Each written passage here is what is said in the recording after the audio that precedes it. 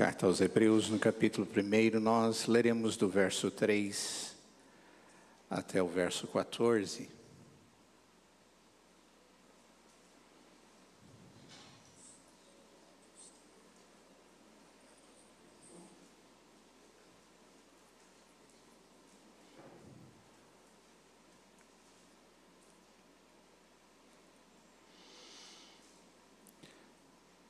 O texto nos fala a respeito da revelação de Deus, e a partir do verso 3, nos falando a respeito de Jesus, diz: Ele é o resplendor da glória e a expressão exata do seu ser, sustentando todas as coisas pela palavra do seu poder. Depois de ter feito a purificação dos pecados, assentou-se à direita da majestade nas alturas, tendo se tornado tão superior aos anjos, quanto herdou mais excelente nome do que eles. Pois a qual dos anjos disse jamais: Tu és meu filho, eu hoje te gerei? E outra vez: Eu lhe serei pai, e ele será filho? E novamente, ao introduzir o primogênito no mundo, diz: E todos os anjos de Deus o adorem. Ainda quanto aos anjos, diz: Aquele que a seus anjos faz ventos e a seus ministros labareda de fogo. Mas acerca do Filho: O teu trono, ó Deus, é para todo sempre, e cetro de equidade é o cetro do seu reino. Amaste a justiça e odiaste a iniquidade. Por isso, Deus, o teu Deus, te ungiu com o óleo da alegria, como a nenhum dos teus companheiros. Ainda no princípio, Senhor, lançaste os fundamentos da terra, e os céus são obra das tuas mãos. Eles perecerão, tu, porém, permaneces. Sim, todos eles envelhecerão qual veste. Também qual manto os enrolarás, e como vestes serão igualmente mudados. Tu, porém, és o mesmo, e os teus anos jamais terão fim. Ora, a qual dos anjos jamais disse: Assenta-te à minha direita, até que eu ponha os teus inimigos por estrato dos teus pés? Não são todos eles espíritos ministradores, enviados para serviço a favor dos que hão de herdar a salvação? Vamos orar. Ó Senhor, nós agradecemos porque temos essa bênção de estarmos aqui cultuando ao Senhor, prestando culto ao único e verdadeiro Deus, cantando louvores a Ti, ó Deus, sendo dirigidos pelo Teu Espírito Santo. Obrigado pela companhia de cada uma das pessoas que estão aqui, por aqueles que compartilham conosco desse momento através da internet. E agora pedimos que o Teu Espírito esteja nos dando entendimento da Tua palavra. Esteja, ó Pai, aplicando esta verdade no mais profundo do nosso ser. Esteja nos pastoreando para o nosso bem, Senhor. Esteja cuidando das nossas vidas, que precisam ser tratadas sempre. E que tudo isso seja também, e acima de tudo, para a Tua glória. Pois vivemos para a Tua glória, Senhor. Servimos para a Tua glória. E desejamos fazer isso agora com todo o nosso ser. Em nome de Jesus nós oramos. Amém. Queridos, estamos nessa caminhada pela carta aos Hebreus. Carta lindíssima, que trata a respeito de uma intenção do autor, que já lhes disse que é muito difícil definir quem foi, mas que tem um propósito muito importante, que é o de mostrar a pessoa de Jesus Cristo como o propósito maior de Deus para a salvação do homem, para o tratamento da ansiedade maior do homem, a sua alma, o seu pecado que o separa de Deus e que só pode ser tratado através de Jesus Cristo. Esse Jesus que foi revelado no tempo e que veio como uma demonstração de amor inigualável, de um amor demonstrado através de atos contínuos, históricos, e que culminou na sua morte, quando ele assumiu a culpa do nosso pecado, e culminou com a sua vitória sobre a morte, quando ele nos traz a esperança da vida eterna. E o autor ele escreve exatamente para aqueles que aguardavam durante toda a história até aquele momento, um povo que era chamado povo de Deus, os judeus, os hebreus, e que muitos deles haviam crido nesta verdade. Jesus é o cumprimento da promessa, mas alguns não. Alguns haviam crido nessa verdade e se tornaram parte da igreja do Senhor Jesus, mas agora viviam um momento de grande tensão, de perseguição por causa da fé, de angústias por causa da fé, e estavam com dúvidas, com medo, principalmente porque o Império Romano vinha contra eles. Até aquele momento, o Império não tratava como inimigo os judeus, e eles eram judeus, mas agora como judeus cristãos, os cristãos eram tratados como judeus, eram perseguidos como judeus cristãos, eram aprisionados, eram mortos. Alguns eram feitos como acendedores de fogueiras, como parte estupim de fogueiras grandes. Eram pessoas maltratadas por causa da fé nesse Jesus. E havia na mente deles confusão a respeito da pessoa, da obra, da suficiência, da eficácia, do tamanho de tudo aquilo que Jesus Cristo era e de tudo aquilo que Jesus representava. Então o autor ele veio dar a confirmação e toda a orientação. E creio que acaba sendo algo extremamente importante para nós, porque, sem sombra de dúvida, nós também precisamos disso.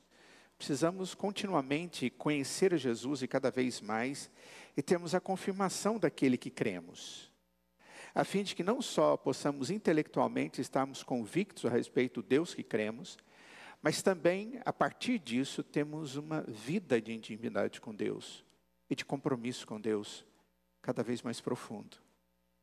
Uma convicção que produz vida. Uma convicção que produz compromisso. Uma convicção que produz alegria em viver com Deus. A fé cristã, ela tem que produzir alegria. Caso contrário, é simplesmente alguma coisa de obrigação. E não é isso o cristianismo. Crer em Deus é ter alegria de ter Deus no coração. É a alegria de poder adorar a Deus, porque eu sei em quem tenho crido. E eu sei que Ele é poderoso. Está fazendo coisas na minha vida. E é poderoso para fazer ainda muito mais do que aquilo que eu tenho pedido. E às vezes até tenho pensado a respeito. E isso me traz prazer. Isso é vida cristã. E quando nós conhecemos a Deus, isso faz sentido para nós. Isso é intimidade com o Senhor. E creio que é exatamente esse tipo de coisa que o autor de Hebreus está tentando aqui promover nos leitores da carta. Ele vai trazer várias explicações. No início, a primeira coisa que ele nos trouxe foi a explicação de que Jesus Cristo é o ápice da revelação de Deus. Ele é o próprio Deus revelado. E ele nos mostra a respeito de Jesus, e vimos isso nas primeiras mensagens. E logo depois ele diz que Jesus é superior aos profetas. Os profetas, eles falaram a respeito de Deus, trouxeram a mensagem de Deus, mas eram só mensageiros. Jesus também era a mensagem de Deus, mas era a mensagem encarnada. Era o próprio Deus vivo. Ver Cristo era ver Deus. O próprio Senhor Jesus dizia: eu e o Pai somos um. Quem vê a mim, vê o Pai. Quem me conhece, conhece o Pai. Eu sou o caminho, a verdade e a vida. Então, ele tem essa preocupação de mostrar que Jesus é superior a todas as outras coisas. E agora, ele vai nos mostrar que Jesus é superior aos anjos. E talvez para você e para mim isso seja tão simples de compreender, né? Dizer, olha, Jesus é superior aos anjos, porque para mim e para você, de repente na nossa cultura, isso é fácil de compreender.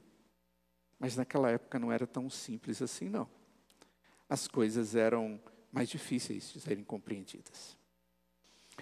Observem bem, o texto no verso de número 5 diz assim: pois a qual dos anjos Deus em algum momento disse, verso 5, você é meu filho, hoje eu gerei você.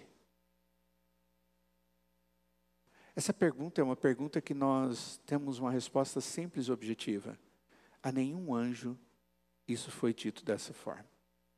Não como filho, o eternamente gerado. Todas as coisas foram criadas por Deus. Mas o Filho de Deus não é criação de Deus. E nós vamos ter que entender isso. E todas as outras perguntas que são feitas a respeito, ou sugeridas a respeito de Jesus aqui, apontam para algo que é exclusivo, que aponta para aquele que é único. Mas também existe algo aqui que é exclusivo dos anjos. Quando Deus criou todas as coisas na eternidade, Deus fez o universo, havia algo que ele havia feito antes. Os anjos. Em um único momento, os céus foram entrelaçados em uma tapeçaria gloriosa. Já imaginaram isso? Haja, a Escritura diz no capítulo 1 de Gênesis, e houve. Estrelas nasceram, irradiaram a sua luz, moveram-se juntamente, formaram galáxias, girando, se movimentando. Coisas que a gente entende hoje, porque alguns cientistas falam sobre essas coisas para nós. Mas imaginem só, todas essas coisas surgiram do nada. Disse Deus, havia só nada. E simplesmente essas coisas todas, que estão na imensidão do universo, surgiram. Brilhantes, grandiosas, numerosas, que ninguém pode contar. Nenhum homem estava presente naquele momento. Nenhum olho humano estava ali para contemplar as maravilhas da criação. Nenhum mortal estava presente para apreciar a obra do Criador. Não havia outros que estavam lá. Houve seres sobrenaturais que testemunharam a mão do arquiteto do universo em ação. E esses seres especiais de Deus contemplaram o grande projeto do cosmos acontecendo. E a Escritura diz que eles cantaram ao Deus da criação louvores. Sabe quem foram? Os anjos. Eles estavam lá porque eles haviam sido feitos antes e cantaram louvores ao Senhor. Já imaginaram que coisa mais fantástica? No livro de Jó, no capítulo 38, do verso 4 ao verso 7, a Escritura diz assim: onde estava tu, quando eu lançava os fundamentos da terra? Dize-mo, se tens entendimento, quem lhe pôs as medidas, se é que o sabes? Ou quem estendeu sobre ela o cordel, sobre que então fundadas as bases, ou quem lhe assentou a pedra angular? Quando as estrelas da alva juntas alegremente cantavam e jubilavam todos os filhos de Deus. Essa expressão, filhos de Deus, é uma expressão usada no Antigo Testamento para se referir aos anjos. Estes sim estavam ali. Esses seres especiais do Senhor, que cantaram os seus louvores na criação, são chamados filhos de Deus. Nós os conhecemos no restante da Escritura como anjos. O que é um anjo? A palavra anjo é uma transliteração da palavra grega angelo, ou angeloi, ou angelov, que pode também ser traduzido por mensageiro. E nós vamos ver anjos, ocasionalmente através da Bíblia, levando a mensagem de Deus aos homens, a nós, seres mortais. Eu vou só relembrar algumas vezes aqui, para que vocês se lembrem da Bíblia falando de anjos. Por exemplo, nós vemos 2 anjos acompanhando o Senhor quando ele veio falar com Abraão. 2 anjos encontraram Ló na cidade de Sodoma e avisaram-no sobre o julgamento que viria. Um anjo falou com Jacó durante a noite e o abençoou e mudou o seu nome para Israel. Os anjos estiveram envolvidos na transmissão da lei de Deus a Moisés. O texto bíblico lá em Êxodo fala a respeito disso. Um anjo falou com Gideão e o encarregou de expulsar os inimigos de Israel da terra. O anjo fechou a boca dos leões quando Daniel foi lançado na cova dos leões. Livro de Daniel. Um certo anjo veio até Maria e disse-lhe que ela daria a luz ao Messias, ao Cristo. Anjos apareceram aos pastores e anunciaram o nascimento de Cristo. E uma milícia de anjos vieram em coro e cantaram o nascimento de Jesus. Um dos ministérios mais significativos dos anjos foi a transmissão da lei mosaica. Da lei, dessa que nós temos aqui na Escritura, que é conhecida os 10 mandamentos. Em Atos capítulo 7, se você dá uma olhada lá, diz o texto que foram os anjos que estiveram ali transmitindo. Pois bem, os anjos, eles estão envolvidos com esse propósito de Deus de transmitir a lei de Deus. Eles têm uma importância no propósito de Deus. Se você der uma olhada aí no último verso que eu li, no verso 14, ele diz aí, e eu vou terminar minha mensagem de hoje falando sobre isso, que eles vão ter a responsabilidade de cuidar da gente. O texto diz aí no verso 14 que eles são aqueles que vão fazer o serviço a favor daqueles que hão de herdar a salvação. Quem são aqueles que hão de herdar a salvação?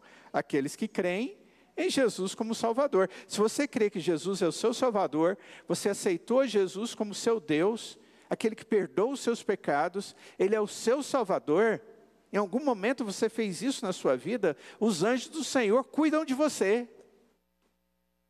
É isso que a Escritura está dizendo. E isso é maravilhoso demais.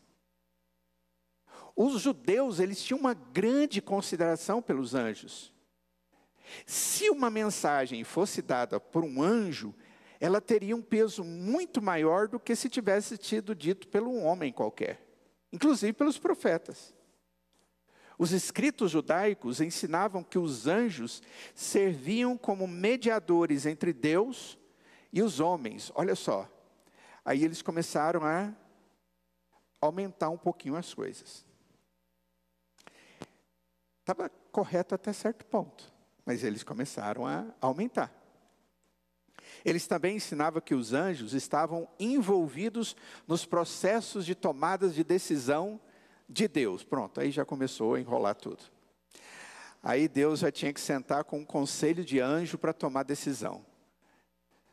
Pronto, os anjos já começaram a ter uma posição maior do que tinha. Vocês já viram aquela ideia de que você começa a ter algumas informações e começa a bagunçar a coisa? Começa a tirar conclusões onde a Escritura não fala? E isso acontecia no judaísmo. Dessa época, já existia isso. E nós vamos encontrar isso em alguns escritos. Por exemplo, na carta de Paulo aos Colossenses, havia o gnosticismo, que acreditava, por exemplo, que Jesus tinha alguma coisa a ver com anjos. Por quê? Porque eles acreditavam nesses anjos especiais e alguns classificavam Jesus como se fosse um desses anjos. Olha que coisa mais absurda que isso pôde chegar. Eles pensavam que Deus sempre consultava os seus anjos antes de fazer alguma coisa. E sabe onde eles usavam o texto como base da importância dos anjos? Em Gênesis capítulo 1, verso 26, onde o texto disse assim: disse também Deus, façamos o homem à nossa imagem, conforme a nossa semelhança. Tenha ele domínio sobre os peixes do mar. Olha, eles dizem, quando Deus está usando o plural, Deus está falando com os anjos. Enquanto nós entendemos que é o Pai, o Filho e o Espírito conversando entre eles sobre a criação, eles entendem que é o Deus único, porque eles não creem na Trindade, falando com os anjos. E aqui eles atribuem o Pai, atribuindo a criação, o Deus, atribuindo a criação a um ato dele e a presença dos anjos com ele. Gente, você pode dizer, mas isso existe? Faz parte da tradição deles? Infelizmente, sim. Isso foi interpretado pelos judeus como uma representação de Deus conversando com seus anjos e pedindo conselhos sobre a criação do homem. Outra coisa que eles chegaram a dizer é que os anjos tinham a responsabilidade de manter as estrelas no lugar. Por conter o mar, por controlar o tempo, por manter o tempo, organizar as estações e coisa dessa natureza. Aqueles que serviam para guardar como guardas de prisões no inferno, que torturavam as pessoas que eram enviadas para o inferno, eram os anjos que ficavam ali fazendo esse tipo de coisa. Você pode dizer, pastor, mas você está inventando isso? Não, é porque isso aí faz parte de livros mesmo de religião judaica. Isso é importante? Vai ser importante, sabe por quê? Porque o autor de Hebreus, ele vai estar falando aqui sobre a supremacia de Jesus para também quebrar esse tipo de crendice que acompanhava alguns que estavam misturando Jesus com anjos.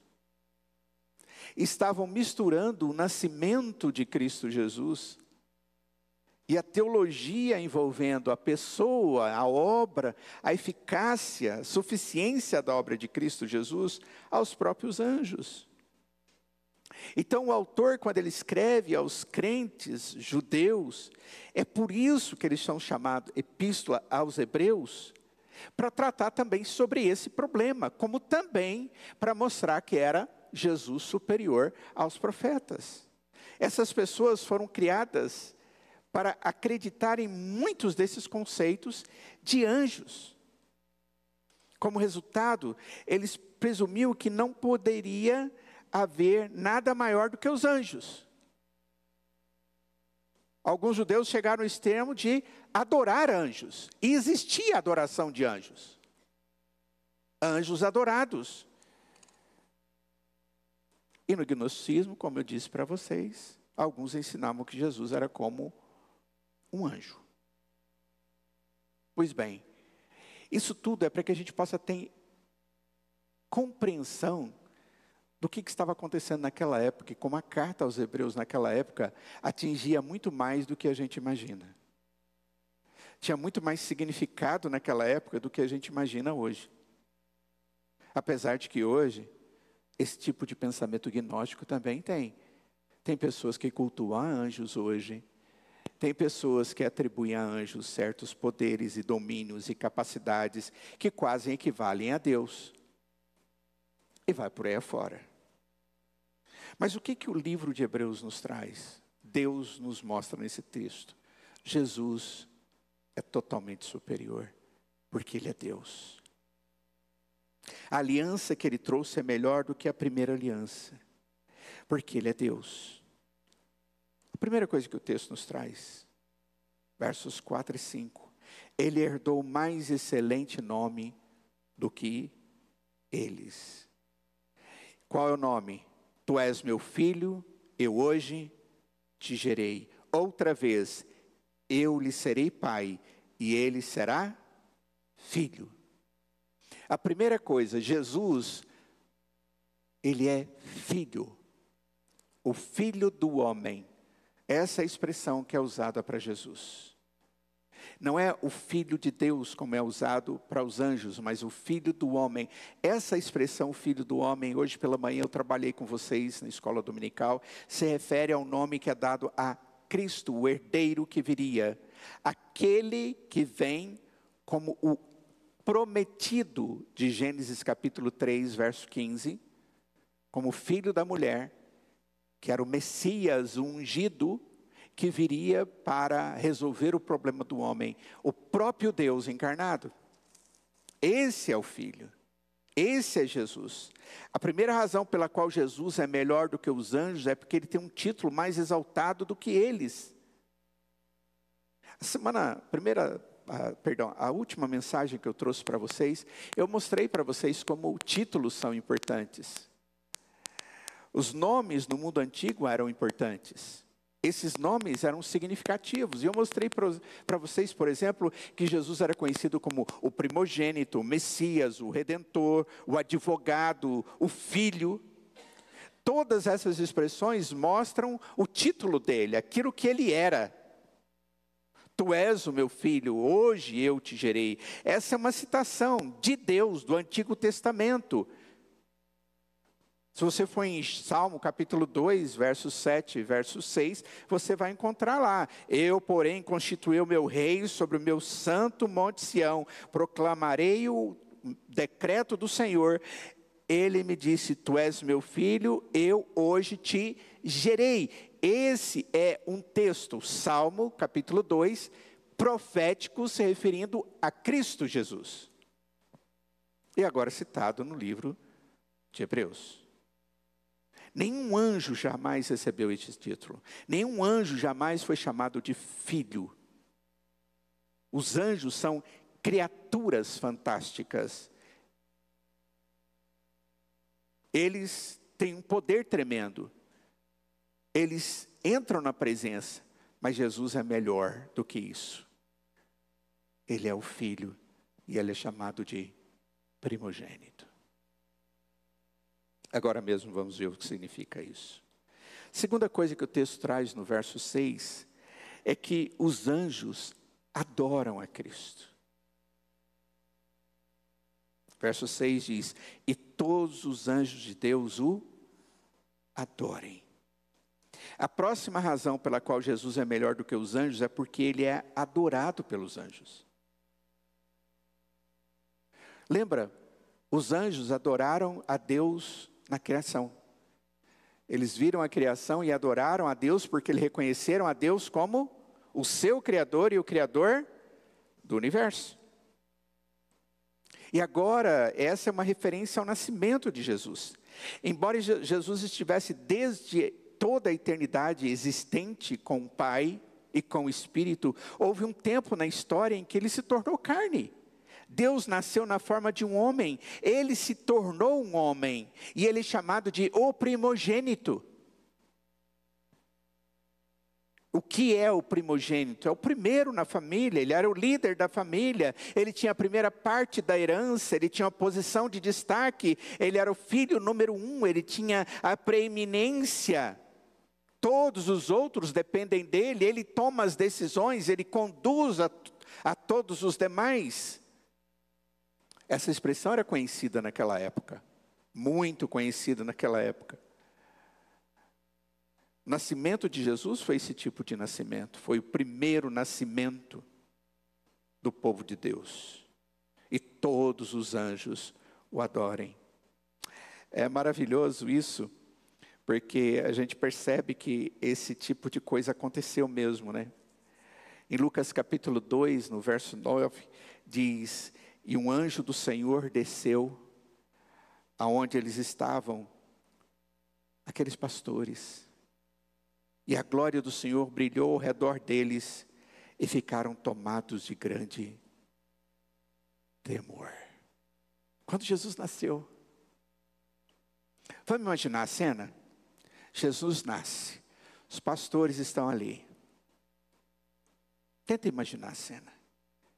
Uma noite fria sob as estrelas. Se você já foi naquela região, você sabe que é uma região desértica. Quando eu falo deserto, não é de areia, é de região árida, de muita pedra, seca, e que à noite a temperatura cai bastante, mas é bastante mesmo. Então a noite é fria. É provável que eles estivessem ali numa fogueirinha acesa. Um deles se levanta para jogar, quem sabe, um galhozinho ali no fogo, para esquentar um pouquinho mais, e de repente uma luz totalmente diferente da fogueira. Aquelas sombrinhas, a escuridão da noite desaparece de uma vez, e aquele clarão, e uma criatura incrível diante deles. Totalmente diferente de um homem, um anjo. E eles ficam aterrorizados. E de repente eles veem como são seres pecaminosos, humildes, confrontado com alguma coisa esplendorosa, majestosa, espetacular, brilhante, sobrenatural diante dos seus olhos. Então o anjo fala: tenham medo não. Estou trazendo uma grande notícia para vocês. E aí no capítulo 2, verso 10 a 12, diz assim de Lucas: o anjo, porém, lhes disse: não temais, eis aqui vos trago boa nova de grande alegria, que o será para todo o povo. É que hoje vos nasceu na cidade de Davi o Salvador, que é Cristo o Senhor. E isto vos servirá de sinal: encontrareis uma criança envolta em faixas e deitada em manjedoura. A primeira coisa que os anjos falam, que o anjo fala é: não tenham medo. Eu não sei quanto a vocês, mas meu coração ia estar na boca, que ia estar seca, batendo a 1000 por hora, e as minhas pernas não iam me deixar ficar em pé. Isso eu me conhecendo. Uma coisa totalmente fora do normal. Os anjos são criaturas tão fantásticas que essa é geralmente a primeira coisa que um anjo tem a dizer quando fala com um homem mortal. Quando ele chega para conversar com Maria, o que ele diz? Não temas. Olha, eu estou trazendo a notícia boa. Não temas, uma mensagem de alegria. O Salvador nasceu, sua identidade é Cristo, o Senhor. E aí o texto no capítulo 2, no verso 13 a 14, continua dizendo assim: e subitamente apareceu com o anjo, com aquele único que estava ali, uma multidão da milícia celestial. Eu fico imaginando o que é uma multidão da milícia celestial. Jairo, era um coralzão afinado de anjo, cantando de maneira perfeita e dizendo: glória a Deus nas maiores alturas e paz na terra entre os homens a quem Ele quer bem. Aí é que o coração disparou mesmo, e aí tudo ficou maravilhoso. A palavra milícia, ela tem uma conotação militar, descreve um exército. Esses anjos já cantaram de alegria pela criação do cosmos. Agora eles cantam de alegria com o anúncio do nascimento daquele que criou o cosmos. É isso que o texto de Hebreus está dizendo.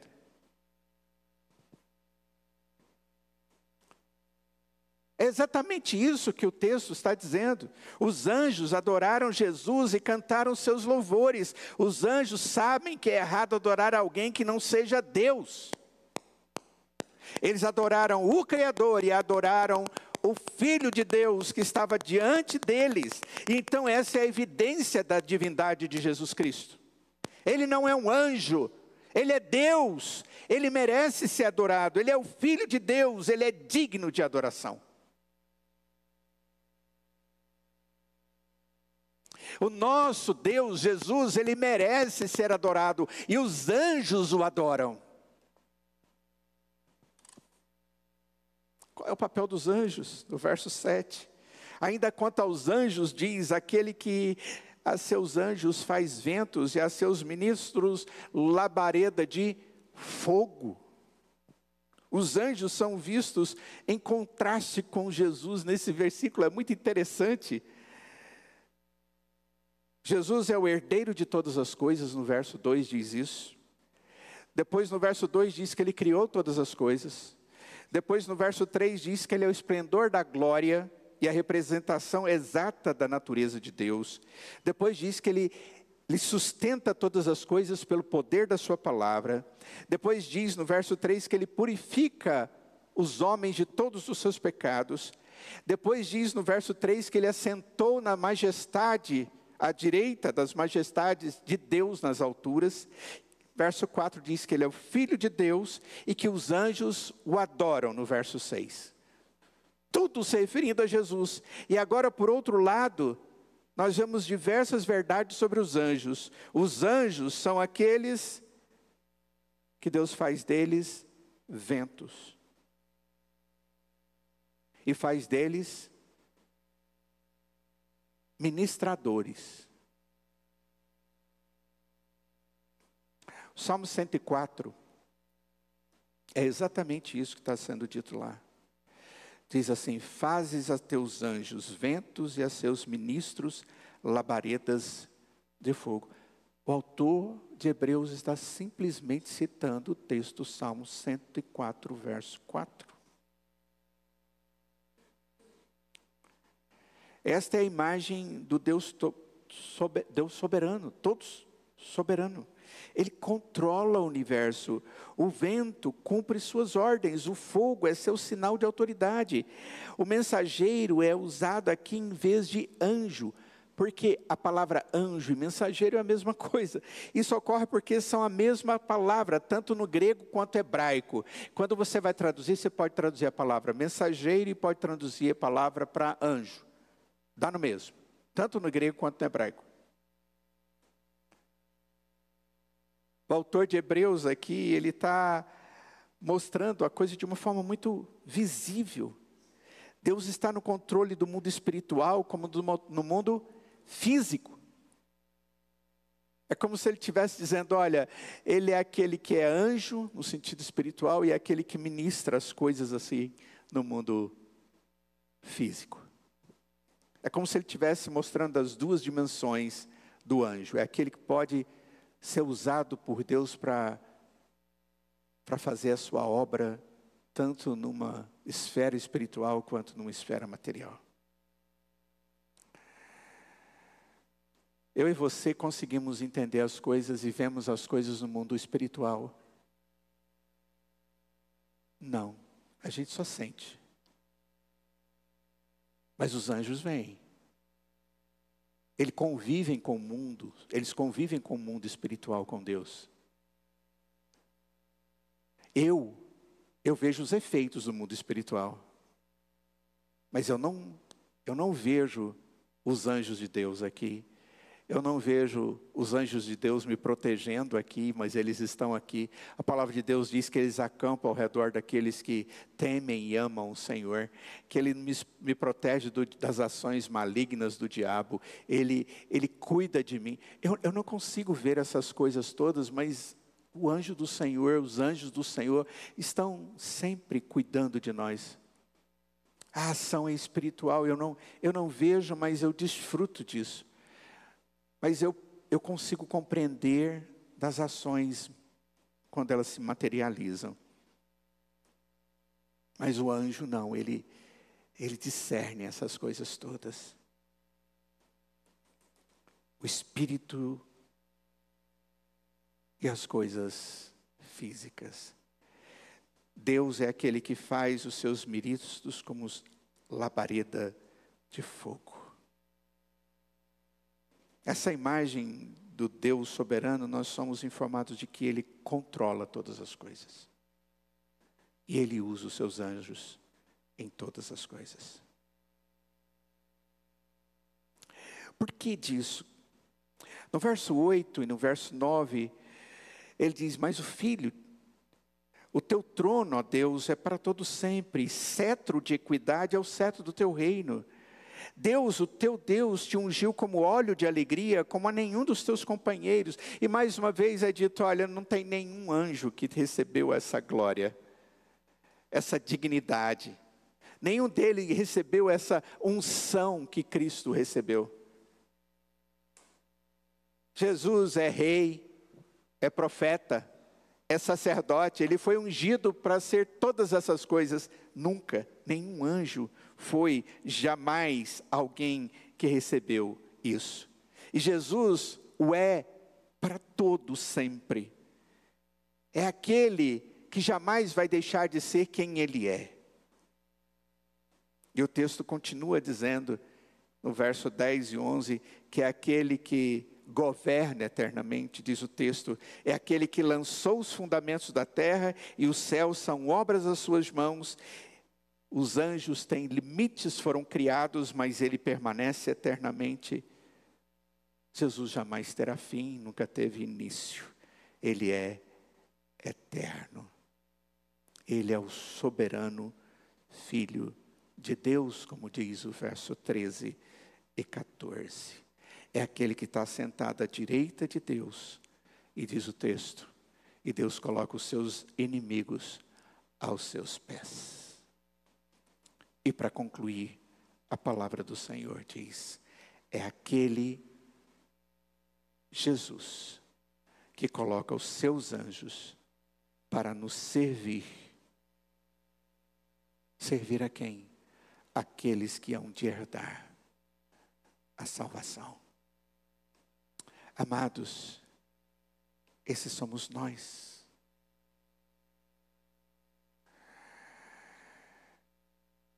Esses somos nós. Os anjos do Senhor, eles foram colocados para nos servir. E aqui está uma verdade fantástica. Esses seres sobrenaturais foi atribuída a tarefa de ministrar a você e a mim. Você não está ciente de todos os perigos que enfrenta todo dia, nem eu. Mas Deus está. E Ele designou seus santos anjos para te proteger e me proteger. Eles evitam que o mal aconteça na sua direção e na minha direção. Eles não permitem que nada toque em você que não tenha sido aprovado pelo Senhor, como aconteceu com Jó. O anjo teve que chegar para o Senhor e dizer, eu posso, e a não ser que Deus dissesse, pode, o anjo não pôde tocar em Jó.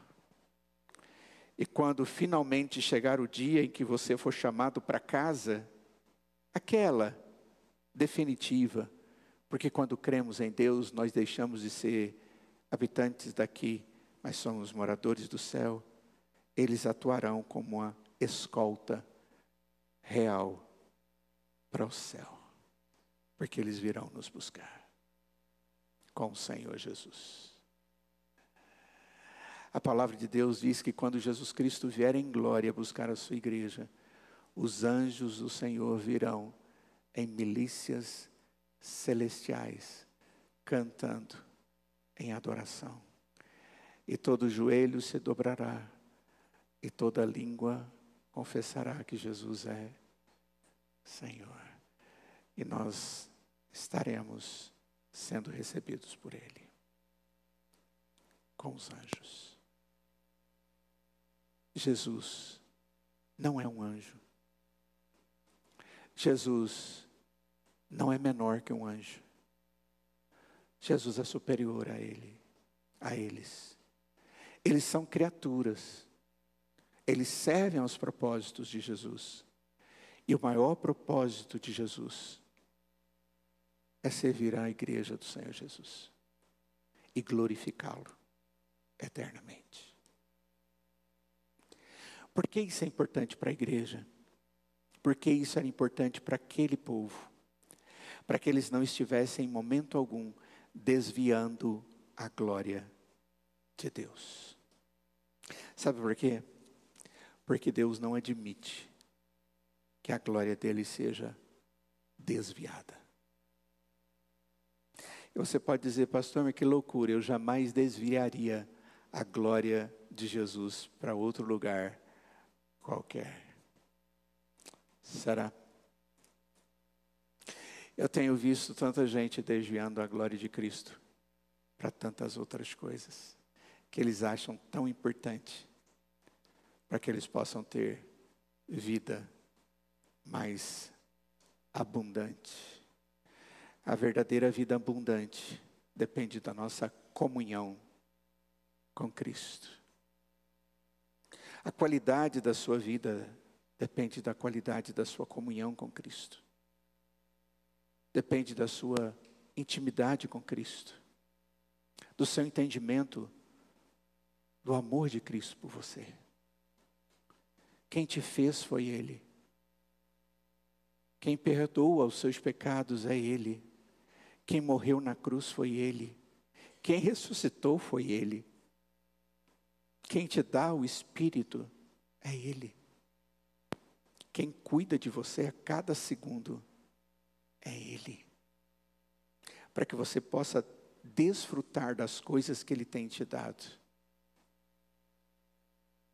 É Ele que age.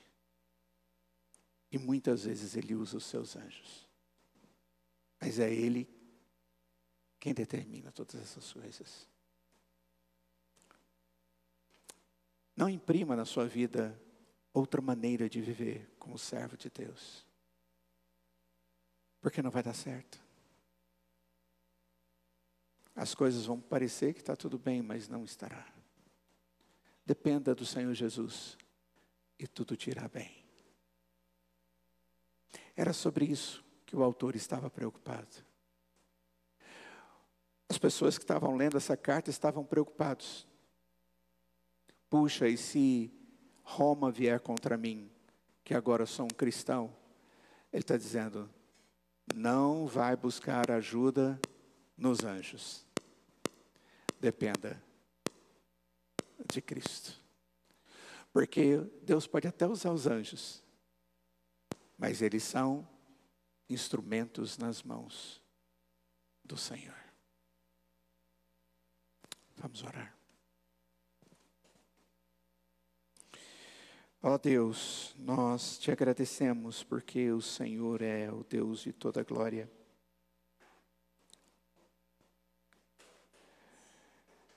Ó Deus, obrigado porque o Senhor ungiu o teu Filho Jesus com o óleo da alegria. Obrigado a Deus porque o Senhor tem dado a nós a bênção de, através de Jesus, experimentar a vida eterna.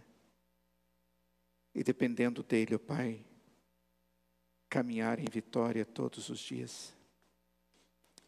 E permita que em momento algum estejamos colocando a nossa esperança em outro lugar. Te louvo pela vida de cada um de nós que está aqui. E peço que o Senhor esteja nos dando uma semana cheia de alegria.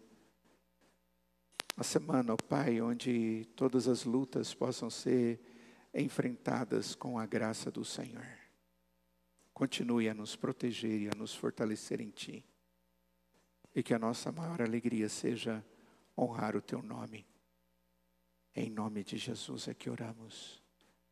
E imploramos que a graça do Senhor Jesus, que o amor de Deus o Pai, que a comunhão e as santas consolações do Espírito Santo de Deus esteja sobre cada um de nós hoje e para todo sempre.